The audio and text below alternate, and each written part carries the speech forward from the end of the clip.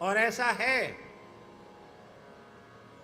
महाराज जी, बड़ी विलक्षण बात है।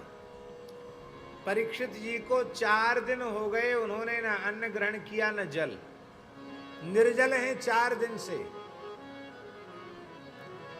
और कृष्ण जन्म चौथे दिन होता है। सुखदेव जी ने कहा कि कुछ जल पी लो, कुछ फलाहार कर लो। तो परीक्षित जी ने क्या उत्तर दिया?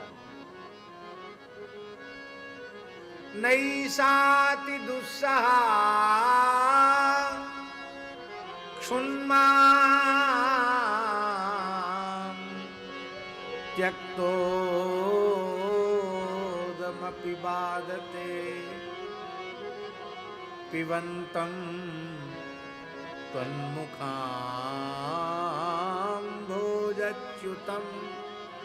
हरिकथामृतम्।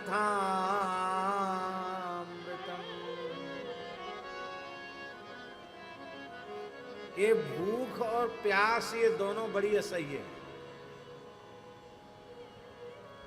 एक महात्मा बहुत आचार विचार वाले थे, गंगा जल पीते या कुआं का पानी पीते, नल का पानी छूते नहीं थे। और सच्ची घटना है महाराज जी, लुधियाना से ट्रेन में बैठे मथुरा के लिए, और पंजाबी तो आप जानते ही हो, खाने खिलाने में पंजाबी बहुत आगे होते हैं।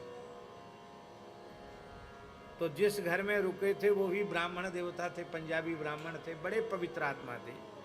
उन्होंने कहा महाराज आप रास्ते में कुछ खाते पीते नहीं हो, आप बढ़िया गरम गरम आलू के परांठे और बढ़िया पकौड़ा और चटनी खा के जाओ, और वो हरी हरी मिर्चा भी बेसन में लपेट करके तली हुई मिर्चा। अब वो महाराज जी स्वाद में, अब दिन भर खाना नहीं है, ट्रेन में बैठना है, जब मथुरा पहुंचेंगे तब पहुंचेंगे।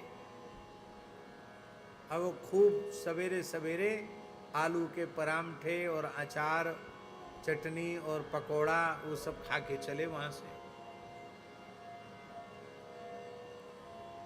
अब वो महाराज सात्विक आहार करने वाले महात्मा, वो चटपटी मसाले वाली चीज खाई तो पेट में तो जलन हुई वो अलग, अब इतनी जोर की प्यास लगी उनको, वो पकोड़ा पानी मांगे और वो आलू के परांठे पानी मांगे।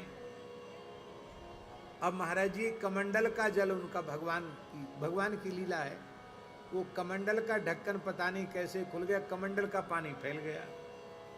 अब पानी भी नहीं रहा पास में, बाजार का पानी पीते नहीं है। अंत में महाराज जी ये स्थिति हो गई कि उन्हें अपने प्राण बचाने के लिए चलती ट्रेन में जो शौचालय का पानी है, जो वाष्पेशन वाला, उस पानी को पी करके प्राण बचाने पड़े। इतनी भयंकर प्यास, लगा बेहोश हो जाएंगे, मर जाएंगे, इतना एकदम।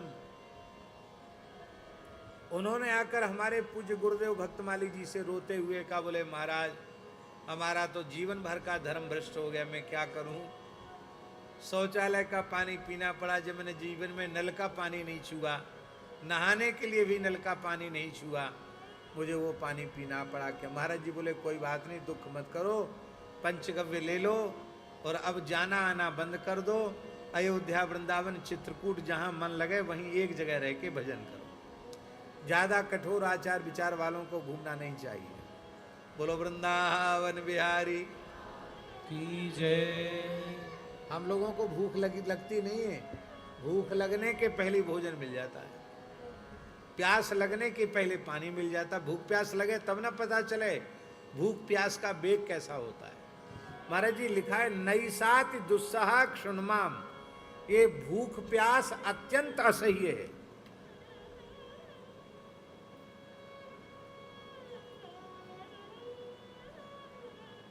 कबीरदास जी ने तो यहां तक कहा कि भूख तो मौत से बड़ी है। कबीरदास जी कहते हैं सांझ खवाय विदा कर दीनी, हो तही प्रात खड़ी, कहत कबीर सुनो भाई साधो, मौत से भूख बड़ी। शाम को खिला पिला के विदा कर दिया, सवेरे फिर लाओ। आज हमारे महात्मा सब, कल तो ग्रहण था, सवेरे के पाए और फिर सूतक के बाद किसी ने कुछ न जल भी नहीं पिया, और रात भर गंगा जी में बैठ करके भजन किया, और फिर वहां से 2 बजे आए तो ठाकुर जी को स्नान कराया, अपना नित्य नियम किया, जनेऊ बदले, 4:30-5 बज गए सवेरे में। तो कुछ महात्मा बोले कि बड़ी जोर की भूख लग रही, कुछ भी रखा हो तुरंत लाओ। अब ग्रहण का समय हो तो 5 बजे क्या रखा होगा जो मिलेगा। उन्होंने कहा भैया ठाकुर जी की सेवा हो ही रही है, थोड़ा हलवा बना लो, पोहा बना लो, महात्मा लोग भूखे हैं, ये पा करके 1-2 घंटा सो जाएं तो ठीक हो जाएगा।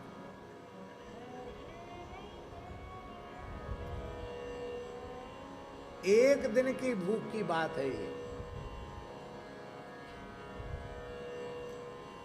पर परीक्षित कह रहे हैं, महाराज जी ये प्रत्यक्ष प्रमाण है, परीक्षित कह रहे हैं कि 4 दिन हो गए न हमने अन्न लिया न जल लिया, लेकिन न मुझे भूख है और न मुझे प्यास है, क्योंकि आपके मुख चंद्र से जो कथा का अमृत झर रहा है, भला अमृत पीकर जो छक रहा हो, तृप्त हो रहा हो, उसको भूख प्यास कैसे लगे।